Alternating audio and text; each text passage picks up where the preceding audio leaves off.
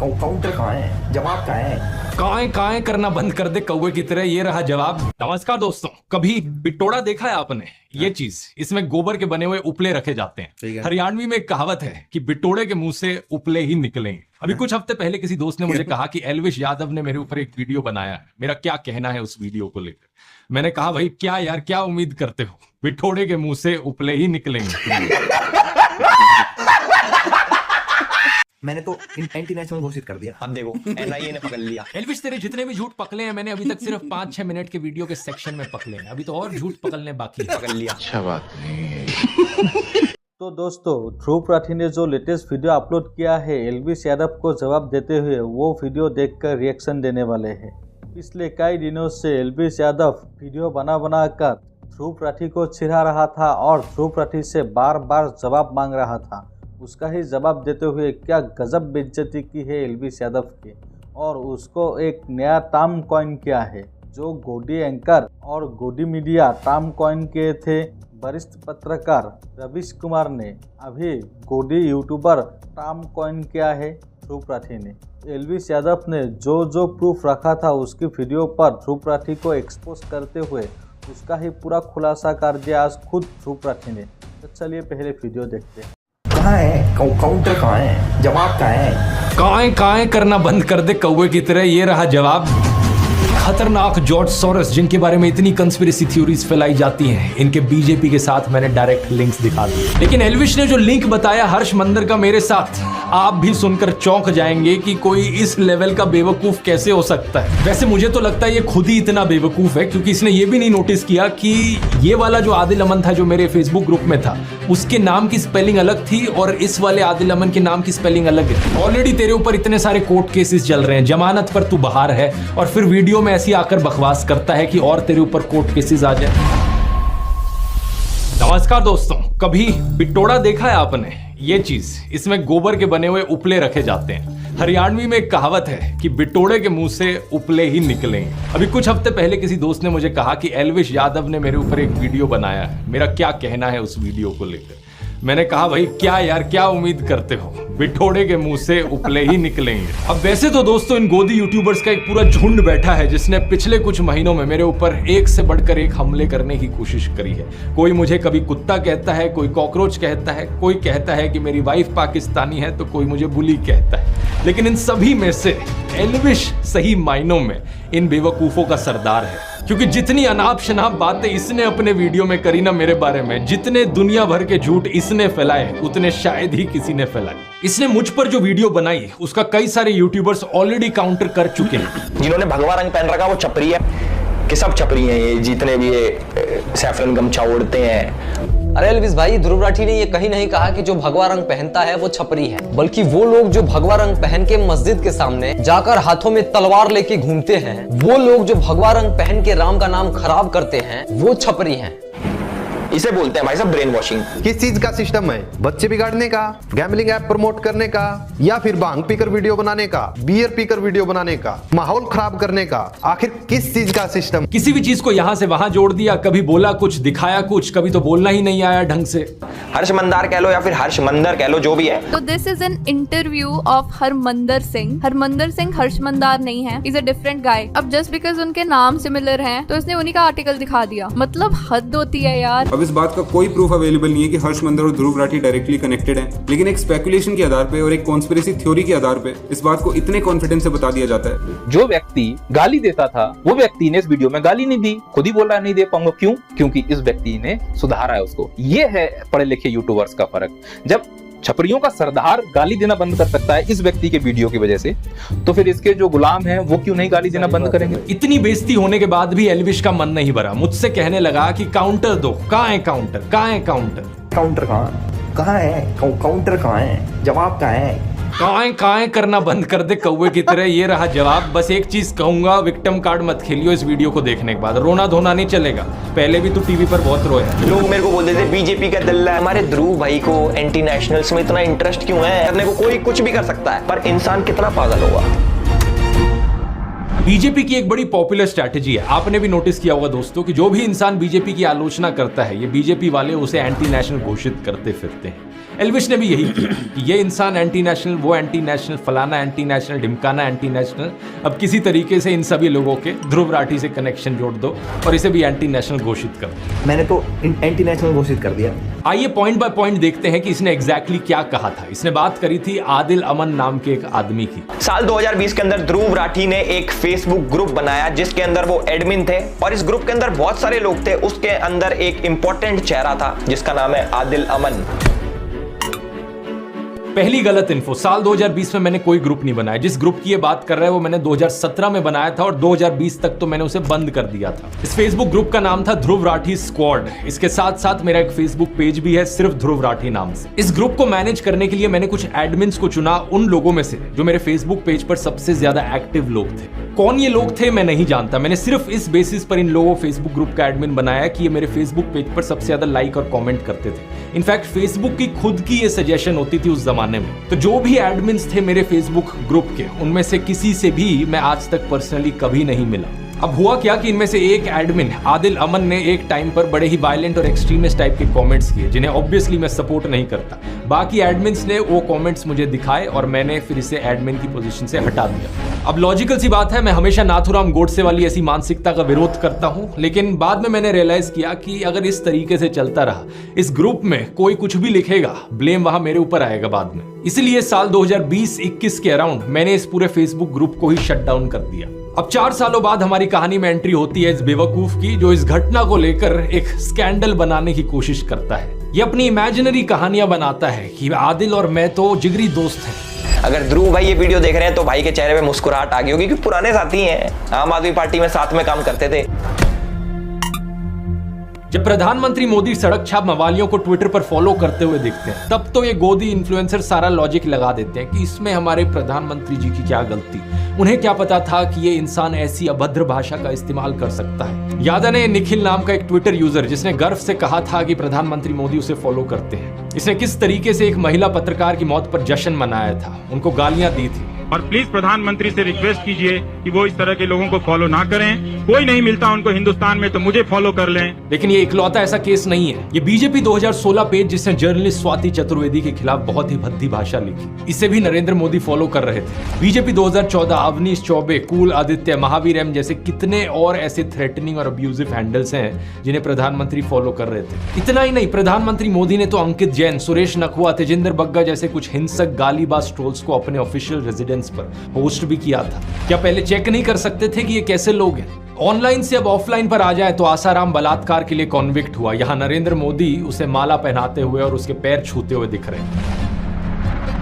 जीवन में जब कोई नहीं जानता था उस समय से बापू के आशीर्वाद मुझे मिलते रहे हैं। इस ट्वीट और इस फेसबुक पोस्ट में प्रधानमंत्री मोदी गुरमीत राम रहीम की प्रशंसा करते हुए दिख रहे हैं। वही गुरमीत राम रहीम जिसे मर्डर और रेप जैसे केसेस में दोषी पाया गया है। इस फोटो में हरियाणा के पूर्व मुख्यमंत्री गुरमीत राम रहीम के साथ बैठे हुए दिख रहे हैं। 2017 के इस न्यूज आर्टिकल को देखिए। मध्य प्रदेश की एंटी टेररिस्ट स्क्वाड ने भोपाल, ग्वालियर, जबलपुर और सतना में 11 लोगों को गिरफ्तार किया। इन पर आरोप था कि ये पाकिस्तान की ISI के लिए जासूसी कर रहे थे। अब आज तक की ये हेडलाइन देखिए। ये जो गले में बीजेपी का पट्टा डाले हुए और टी शर्ट पर मोदी लिखवाए हुए दिख रहा है, ये है ध्रुव सक्सेना। यहाँ इसकी फोटो देखिए मध्य प्रदेश के पूर्व मुख्यमंत्री शिवराज सिंह चौहान के साथ। कि भारतीय जनता पार्टी विश्व की पहली राजनीतिक पार्टी जिसके ऊपर एक ठप्पा लग चुका है कि यह एक ISI सर्टिफाइड पार्टी बन चुकी है। कम से कम 3 शख्स इन 11 में से सीधा तरीके से भारतीय जनता पार्टी के साथ जुड़े हुए।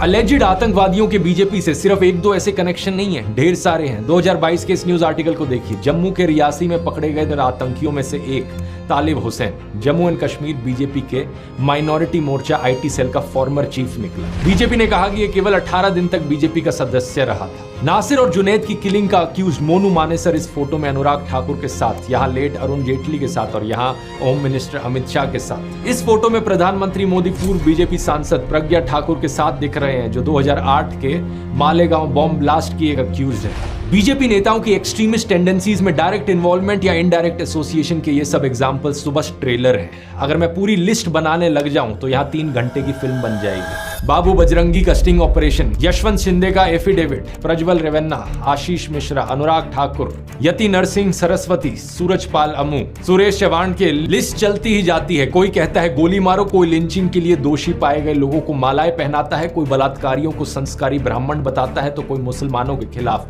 जेनोसाइड की बात करता है। क्या एल्विश में हिम्मत है इन सब केसेस पर बोलने की? एल्विश, मुझे पक्का पता है तू इस वीडियो को देख रहा होगा, सीधा तुझसे बोलना चाहूंगा, अगर तुझे में 1% भी हिम्मत है तो बीजेपी से काउंटर मांग कर दिखा दे। कहां है काउंटर, कहां है काउंटर? ये जो काएं करे जा रहा था ना मेरे साथ, बीजेपी के साथ करके दिखा। नहीं कर पाएगा, क्योंकि मुझे पता है तेरे जैसे सत्ता के चाटुकार पूरी जिंदगी ऐसी हिम्मत नहीं जुटा पाएंगे। मेरे खिलाफ बोलना आसान है, क्योंकि पता है सरकार पीछे से कुछ कहेगी नहीं और बड़े यूट्यूबर को टारगेट करके व्यूज मिलेंगे, कंट्रोवर्सी होगी, पब्लिसिटी मिलेगी। पता है तुझ जैसे गोदी यूट्यूबर्स की सबसे बड़ी प्रॉब्लम क्या है? तुझ जैसे लोगों को लगता है कि कंट्रोवर्सी क्रिएट करके व्यूज आएंगे और इसी तरीके से फॉलोअर्स बटोरे जा सकते हैं, इसी तरीके से यूट्यूब पर करियर बनाया जा सकता है। लेकिन तेरे जैसे एक और यूट्यूबर को मैंने पहले भी कहा था कि कंट्रोवर्सी करके एक सस्टेनेबल यूट्यूब करियर बनाना पॉसिबल नहीं है। एक लिमिट तक ही लोग इस ड्रामे को बर्दाश्त करेंगे, उसके बाद लोगों को भी पता लग जाएगा तू ये ड्रामा जो करता है, कंट्रोवर्सी जो करता है, सिर्फ व्यूज के लिए करता है, पैसे के लिए करता है। असलियत में यूट्यूब पर अगर एक लॉन्ग टर्म करियर बनाना है तो उसके लिए ऑडियंस को कुछ जेन्युइन वैल्यू देनी पड़ेगी। ये चीज मैंने अपने यूट्यूब ब्लूप्रिंट कोर्स में सिखाई है। अगर तुझे नहीं समझ में आती तो जाकर कोर्स ले ले, तेरे लिए एक स्पेशल डिस्काउंट भी दे देता हूँ। कूपन कोड यूज कर ELVISH40 40% ऑफ मिलेगा। इस 7.5 घंटे के कोर्स में मैंने सब कुछ सिखाया है कि फिल्मिंग कैसे करनी है, एडिटिंग कैसे करनी है, मोनेटाइजेशन कैसे करी जाती है, इस करियर से पैसे कैसे कमाए जा सकते हैं बिना गैम्बलिंग और बेटिंग की एप्स को प्रमोट करें। ये भी तेरे लिए सीखना बहुत जरूरी है, क्योंकि जो अभी तेरा बिजनेस मॉडल है ना कि कंट्रोवर्सी करके व्यूज इकट्ठे करो और फिर इन गैम्बलिंग एप्स को प्रमोट करो, ये देश के यूथ का फ्यूचर बर्बाद कर रहा है। इस कोर्स में मैंने ढेर सारे और तरीके बताए हैं पैसे कमाने के, और सबसे इंपॉर्टेंट चीज सेकंड चैप्टर में बात करी है अपनी नीश कैसे चुननी है, अपनी स्किल्स और अपने पैशन के बल पर एक यूनिक यूट्यूब चैनल कैसे बनाना है। अब दोस्तों वैसे मुझे पता नहीं एल्विश यादव में कितनी स्किल्स हैं, तो इसका तो छोड़ो, लेकिन अगर आपको इंटरेस्ट है तो आप जरूर ELVISH40 कूपन कोड यूज कर सकते हो जाकर। जितने भी लोगों ने कोर्स लिया है उन्हें ये बेहद यूजफुल लगा है, और पिछले 10 सालों में यूट्यूब के करियर में मैंने जो भी कुछ सीखा है वो मैंने आपको इसमें सिखाया है। इस QR कोड को स्कैन कर सकते हैं या लिंक नीचे डिस्क्रिप्शन में भी मिल जाएगा। टॉपिक पर वापस आए तो आगे बंदा बात करता है जॉर्ज सोरस की। तो हर्ष मंदार है वो जॉर्ज सोरस के साथ काम करता है, जिसने 8,000 करोड़ की फंडिंग दे रखी है मोदी जैसे राष्ट्रवादी पीएम को हटाने के लिए और सरकार गिराने के लिए। ये जॉर्ज सोरस वाला प्रोपेगेंडा आपने जरूर व्हाट्सएप यूनिवर्सिटी पर कभी ना कभी देखा होगा। इसमें illuminati, new world order, Pakistan, China, America, वामपंथी, JNU, toolkit gang, Khan market gang, Congress वगैरह इन सब की साथ में बात करी जाती है। एक बिल्कुल खिचड़ी बना दी जाती है इन सब बड़े बड़े वर्ड्स की, और ये खिचड़ी मोदी भक्तों को खिलाई जाती है गुड मॉर्निंग मैसेज के साथ व्हाट्सएप पर। एल्विश अपने वीडियो में बार बार कहता है कि गूगल कर लो, गूगल कर लो, तो आइए गूगल करके देखते हैं कि कौन है ये जॉर्ज सोरस। जॉर्ज सोरस एक हंगेरियन अमेरिकन बिलियनियर है, और वे एक investor, hedge fund manager, short seller और फिलेंथ्रोपिस्ट है। बहुत सारे बड़े बड़े शब्द हैं, मैं जानता हूं एल्विश को हजम नहीं हुए होंगे, तो उसने सीधा व्हाट्सएप खोला और देखा कि व्हाट्सएप पर जो लिखा है वो बता देता हूं। 1992 में इन्होंने अपनी शॉर्ट सेलिंग से बैंक ऑफ इंग्लैंड को हिला दिया था, $1 बिलियन का प्रॉफिट कमाया था। 1997 में इन्होंने थाईलैंड और मलेशिया की करेंसीज को शॉर्ट कर दिया था, जिसकी वजह से एक फाइनेंशियल क्राइसिस देखने को मिली थी। उसी साल इन्होंने दी अटलांटिक में एक आर्टिकल लिखा था जिसमें इन्होंने कहा कि वैसे तो मैंने फाइनेंशियल मार्केट्स में छप्पर फाड़ कमाई की है, लेकिन अब मुझे लगता है कि लेसे फेयर कैपिटलिज्म, यानी जहां कोई रेगुलेशंस ना हो, ऐसा कैपिटलिज्म एक खतरा है ओपन सोसाइटी के लिए। ओपन सोसाइटी का मतलब है एक ऐसी दुनिया जहां डेमोक्रेटिक गवर्नेंस हो, फ्रीडम ऑफ एक्सप्रेशन हो और इंडिविजुअल राइट्स के लिए रिस्पेक्ट की जाए। ऐसी सोसाइटी बनाने के लिए इन्होंने दुनिया के 100 देशों में अपनी ओपन सोसाइटी फाउंडेशन बनाई। इस ओपन सोसाइटी फाउंडेशन ने इंडिया में अपने कदम रखे साल 1999 में, जब अटल बिहारी वाजपेयी हमारे देश के प्रधानमंत्री थे। इनिशियली ये इंडियन इंस्टीट्यूशंस में स्टडी और रिसर्च के लिए स्टूडेंट्स को फेलोशिप्स और स्कॉलरशिप्स देते थे। ये सिर्फ साल 2014 में ही था कि इन्होंने अपना India specific grant making program शुरू किया। इसके तहत इन्होंने अलग अलग सेक्टर्स में काम करने वाली लोकल ऑर्गेनाइजेशंस को सपोर्ट किया, जैसे कि साइको सोशल डिसेबिलिटीज वाले लोगों के लिए community living, public services, rights को स्ट्रेंथन करना, justice system reforms, medicine access. इनके सोशल इंपैक्ट इन्वेस्टमेंट्स ने 2 वेंचर्स को फंड किया है, नियो ग्रोथ और कैपिटल फ्लोट। इन दोनों वेंचर्स ने इंडिया के 40,000 से ज्यादा छोटे बिजनेसेस को $300 मिलियन की अफोर्डेबल फाइनेंसिंग दी है। जैसे कि 2017 का ये न्यूज आर्टिकल देखिए, कैपिटल फ्लोट फाइनेंशियल ईयर 2018 में 5,000 करोड़ के लोन्स डिसबर्स करेगी स्मॉल और माइक्रो बिजनेसेस को। 2022 में कैपिटल फ्लोट का नाम हो गया एक्सियो। थोड़ा और गूगल करोगे तो पता चलेगा कि इस कंपनी के फाउंडर्स कौन हैं। गौरव हिंदुजा और शशांक ऋष्यशृंग, जिन्होंने स्टैनफोर्ड यूनिवर्सिटी से अपनी MBA की है। और गौरव हिंदुजा के बारे में अगर आप गूगल करोगे तो इनका ट्विटर अकाउंट सामने आएगा, जिसमें इनके वेरीफाइड फॉलोअर्स में आप देख सकते हो बीजेपी के नेता कपिल मिश्रा। फिर शशांक का नाम गूगल करो, शशांक की शादी के बारे में ये न्यूज आर्टिकल सामने आएगा। देखिए यहाँ कौन गेस्ट आए थे इस शादी को अटेंड करने। मुकेश अंबानी की मदर कोकिलाबेन अंबानी, बीजेपी नेता लाल कृष्ण आडवाणी और बीजेपी नेता देवेंद्र फडणवीस। तो ये एलिजिडली खतरनाक जॉर्ज सोरोस, जिनके बारे में इतनी कंस्पिरेसी थ्योरीज फैलाई जाती हैं, इनके बीजेपी के साथ मैंने डायरेक्ट लिंक्स दिखा दिए। लेकिन व्हाट्सएप पर झूठी खबरें क्या फैलाएंगे ये लोग कि भाई मुझे जॉर्ज सोरोस से फंडिंग आती है। इंडियन एक्सप्रेस की एक इन्वेस्टिगेशन से पता चला कि जॉर्ज सोरोस की ओपन सोसाइटी फाउंडेशन के वर्ल्ड वाइड 68 ऐसे प्रोजेक्ट्स हैं जिनकी फंडिंग होती है UN डेमोक्रेसी फंड से, और इंडिया इस यूनाइटेड नेशंस डेमोक्रेसी फंड में 4th हाईएस्ट कंट्रीब्यूटर है। इसका मतलब समझ रहे हो दोस्तों, इनडायरेक्टली जॉर्ज सोरोस की फंडिंग करती है मोदी सरकार। इन्हीं जॉर्ज सोरोस ने चाइना के जी जिनपिंग के बारे में कहा कि चाइना के प्रेसिडेंट ओपन सोसाइटीज के लिए सबसे खतरनाक ओपोनेंट है। इन्होंने इंटरनेशनल कम्युनिटी को यह कहा है कि चाइना की हाईटेक कंपनीज पर क्रैकडाउन किया जाए। इन्होंने चाइना के बेल्ट एंड रोड इनिशिएटिव की भी सख्त आलोचना की थी। इतना ही नहीं, 2017 में पाकिस्तान ने ओपन सोसाइटी फाउंडेशन की पाकिस्तान ब्रांच को बंद करने का आदेश दिया था। तो जिस जॉर्ज सोरोस को ये लोग विलन बनाने की कोशिश करते हैं, वो तो ओपनली चाइना और पाकिस्तान के खिलाफ बोलते हैं। इतना ही नहीं, इन्होंने अमेरिका में रेसिज्म को खत्म करने के लिए भी एफर्ट्स किए हैं। इन्होंने इनकम इनइक्वालिटी के खिलाफ भी आवाज उठाई है। कुछ और अमीर लोगों के साथ मिलकर इन्होंने अमेरिकन गवर्नमेंट को एक लेटर भी लिखा था, जिसमें कहा कि मिडिल क्लास और गरीब लोगों के बजाय अमीरों से टैक्स वसूला जाए। इन्होंने कहा कि हमारे जैसे अमीर लोग जिनके पास $50 मिलियन से भी ज्यादा पैसा है, इनके ऊपर 2 से 3% का वेल्थ टैक्स लगाया जाना चाहिए। तो ओवरऑल आप देख सकते हैं कि जॉर्ज सोरोस चाइना के ओपनली खिलाफ बोलते हैं, पाकिस्तान को इनसे तकलीफ है, अमेरिका में रेसिज्म और इनकम इनइक्वालिटी का ये विरोध करते हैं, अनरेगुलेटेड कैपिटलिज्म के खतरों पर ये बात करते हैं। इंडिया में स्टूडेंट्स को फेलोशिप दी है इन्होंने, फार्मर्स को पैसा दिया है इनकी ऑर्गेनाइजेशन ने, 40,000 से ज्यादा स्मॉल बिजनेसेस को इजी लोन्स प्रोवाइड करवाए हैं। फ्रेशवर्क्स जैसी इंडिया की कई स्टार्टअप्स में इनकी इन्वेस्टमेंट है,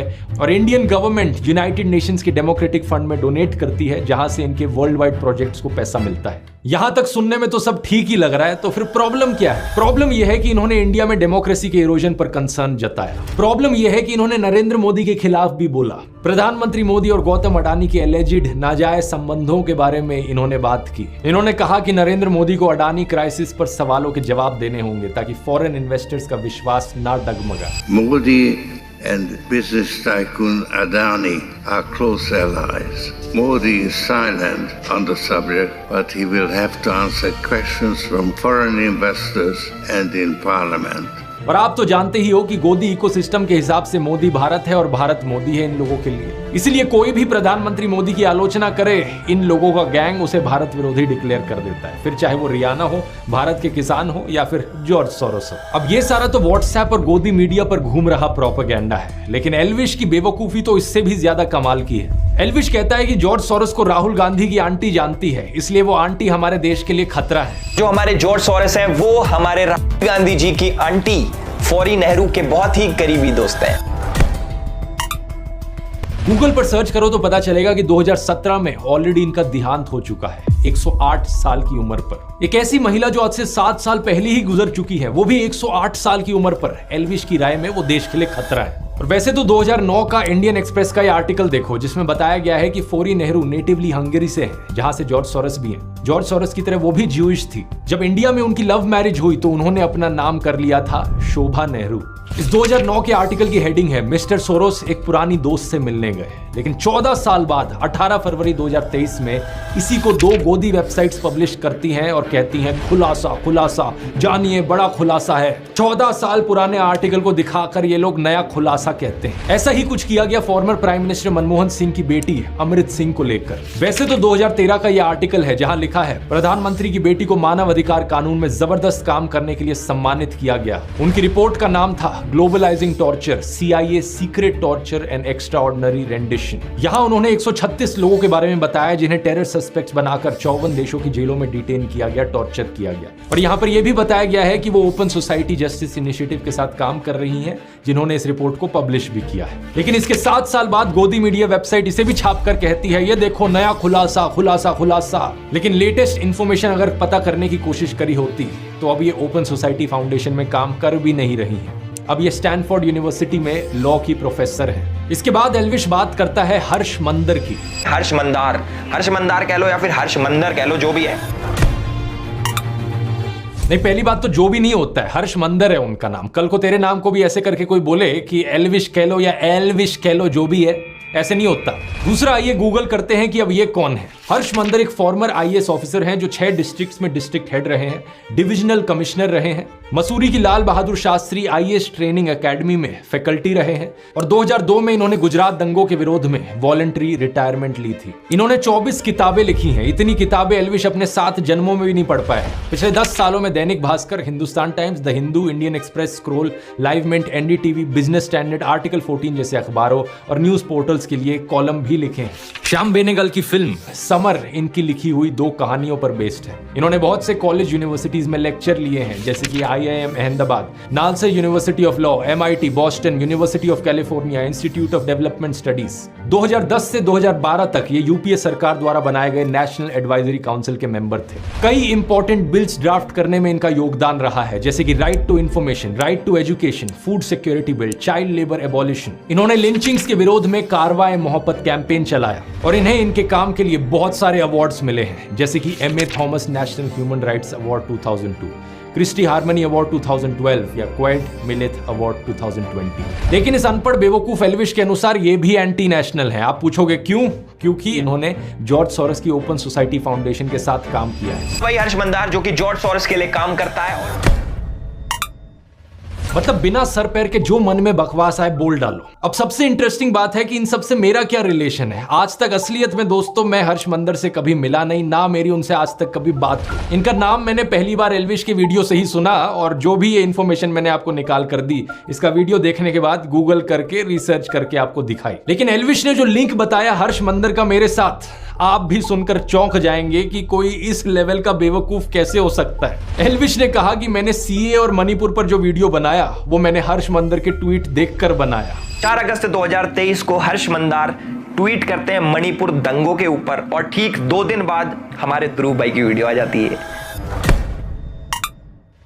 ये ट्वीट और वीडियो की टाइमिंग तो ऐसे दिखा रहा है जैसे कि बहुत बड़ा जासूस बन गया हो, लेकिन यहां पर भी इसने गलती करी। 14 दिसंबर 2019 को हर्ष मंदार CAA और NRC के ऊपर एक ट्वीट करता है और ठीक 3 दिन बाद यानी कि 17 दिसंबर 2019 को हमारे ध्रुव भाई as per the tool kit video बनाते हैं। उसके अंदर CAA का जिक्र होता है। असलियत में ये मेरा दूसरा वीडियो था CA NRC के ऊपर। इससे 5 दिन पहले 12 दिसंबर को मैंने पहला वीडियो अपलोड किया था। टोटल में 3 वीडियोस मैंने बनाए थे। तीनों वीडियोस आज के दिन भी YouTube पर अपलोडेड है। आप जाके इन तीनों में से इनके टाइम स्टैम्प्स देख सकते हो कि कब इन्हें अपलोड किया गया। तो पहली बात तो ये प्रूफ ही गलत है, और अगर ये सच भी होता तो इस तरीके से कनेक्शन दिखाना एक बहुत ही अजीबोगरीब चीज है। देश में कोई भी टॉपिक न्यूज में आता है तो ऑफकोर्स जो टॉप यूट्यूबर्स हैं उस पर वीडियोस बनाएंगे, मैं वीडियो बनाऊंगा उस चीज पर। दिसंबर 2019 में न्यूज चैनल्स पर, सोशल मीडिया पर इसकी बहुत चर्चा चल रही थी तो मैंने वीडियो बनाया।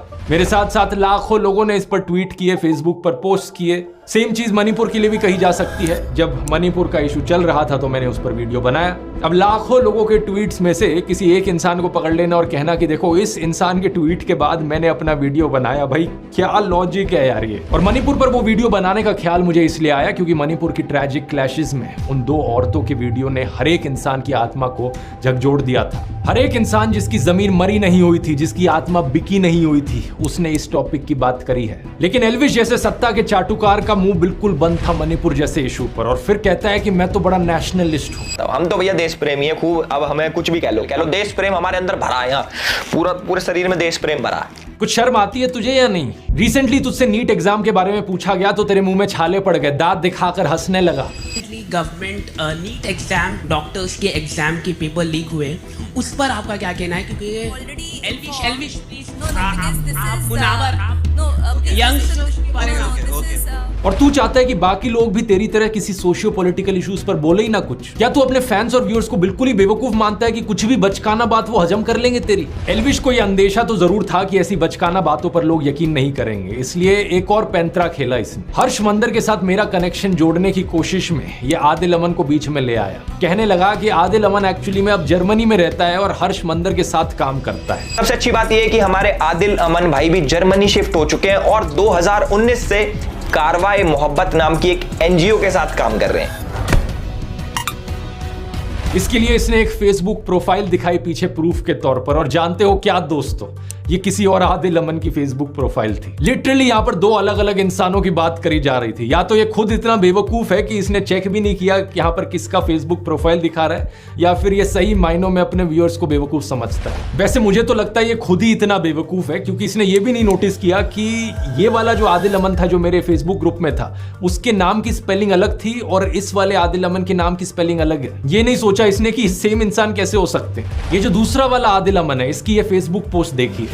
1 जून 2024 की शाम को मुझे दोस्तों ने बताया कि मेरा नाम एक फेसबुक प्रोफाइल एल्विश यादव नाम के यूट्यूबर द्वारा मिसयूज किया जा रहा है। एल्विश जो अभी जमानत से बाहर है, उसके यूट्यूब पर 15 मिलियन सब्सक्राइबर्स है और इंस्टाग्राम पर 16 मिलियन फॉलोअर्स। मैं एक रिसर्चर हूं और यूनिवर्सिटी ऑफ ग्योटिंगन में मास्टर्स कर रहा हूं। मेरा किसी भी राजनीतिक पार्टी या उनके स्टूडेंट विंग से कोई भी एफिलिएशन नहीं है, जैसा कि एल्विश ने अपने वीडियो में दावा किया। वीडियो से ही ये क्लियर है कि एल्विश ने जिस कमेंट की बात की है वो मैंने नहीं किया, और मेरी फेसबुक प्रोफाइल का इस्तेमाल किया गया मेरे फॉर्मर एम्प्लॉयर हर्ष मंदर और ध्रुव राठी के बीच लिंक दिखाने के लिए। इस जानबूझकर की गई डिफेमेशन, मिस रिप्रेजेंटेशन की वजह से एल्विश के फॉलोअर्स ने गालियों वाले मैसेजेस मेरे फेसबुक इनबॉक्स में भर दिए हैं। मुझे और मेरे परिवार को चोट पहुंचाने की धमकियां दी हैं। ट्विटर पर भी मैंने देखा कि इस मिस इन्फॉर्मेशन की वजह से मेरी गिरफ्तारी की डिमांड करने लगे हैं लोग। अबे बेवकूफ एल्विश, तेरी वजह से कोई निर्दोष आदमी को वहां गालियां मिल रही हैं। शर्म आती है कि नहीं तुझे?